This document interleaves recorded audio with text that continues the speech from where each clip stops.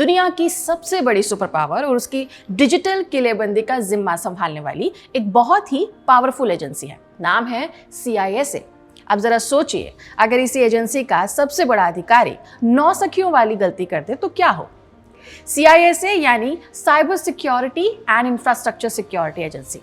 आसान भाषा में कहें तो ये अमेरिका की वो डिजिटल ढाल है जो सरकारी डेटा और देश के सबसे जरूरी नेटवर्क्स को हैक होने से बचाती है।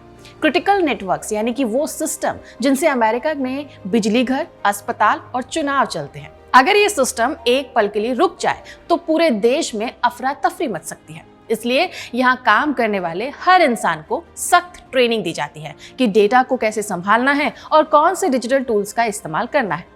लेकिन हाल ही में कुछ ऐसा हुआ जिसने अमेरिकी सरकार की नींद उड़ा दी।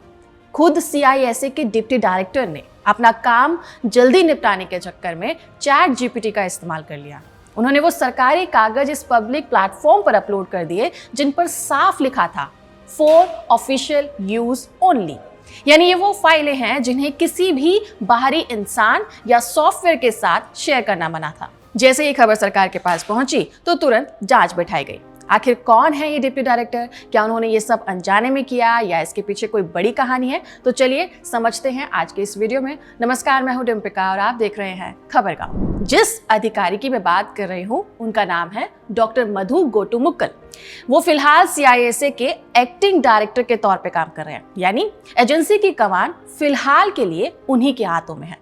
उन पर इल्जाम है कि उन्होंने एजेंसी की बेहद संवेदनशील सरकारी दस्तावेजों को ChatGPT पर अपलोड कर दिया। अब सवाल यह है कि उन्होंने ऐसा किया क्यों? अमेरिकी मीडिया आउटलेट पॉलिटिको के हिसाब से डॉक्टर मधु को पिछले साल कुछ सरकारी कॉन्ट्रैक्ट्स और साइबर सिक्योरिटी से जुड़े डॉक्यूमेंट्स दिए गए थे। उन्हें ये सब पढ़कर एक समरी को तैयार करना था। अब सरकारी रिपोर्ट्स अक्सर बहुत लंबी और टेक्निकल होती है, जिन्हें पढ़ना और समझना काफी थका देने वाला काम होता है। तो डॉक्टर मधु ने सोचा कि क्यों ना AI की मदद ली जाए और काम को चुटकियों में खत्म किया जाए। लेकिन यहाँ वो एक बेसिक बात भूल गए।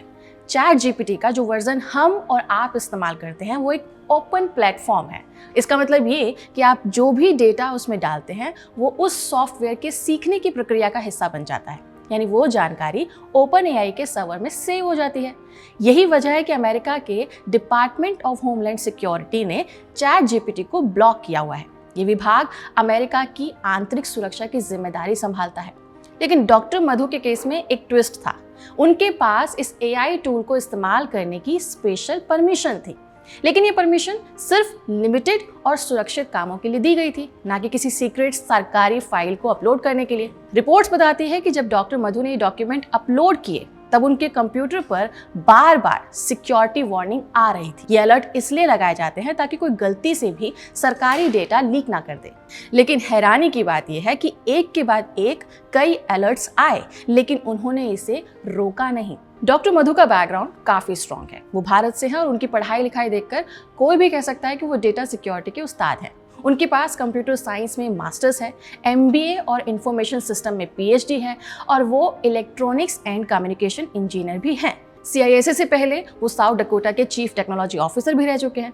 अब इतनी काबिलियत रखने वाले इंसान से ऐसी गलती होना सबको खटक रहा है, क्योंकि CISA का काम ही है अमेरिका को रूस और चीन जैसे देशों के हैकर से बचाना। जो शख्स खुद हैकिंग से बचाने की ट्रेनिंग देता है वो खुद डेटा को लीक करने का रास्ता कैसे खोल सकता है? डॉक्टर मधु की मुश्किलें सिर्फ इस AI कांड तक लिमिटेड नहीं है। उनके पास के कुछ और किस्से भी अब बाहर आ रहे हैं। पिछले साल CISA में एक पॉलीग्राफ टेस्ट हुआ था। टेस्ट यानी कि वो मशीन जो ये बताती है कि कोई इंसान सच बोल रहा है या फिर झूठ। डॉक्टर मधु ने खुद ये टेस्ट करवाया था, लेकिन जब नतीजे आए तो मामला बिगड़ गया।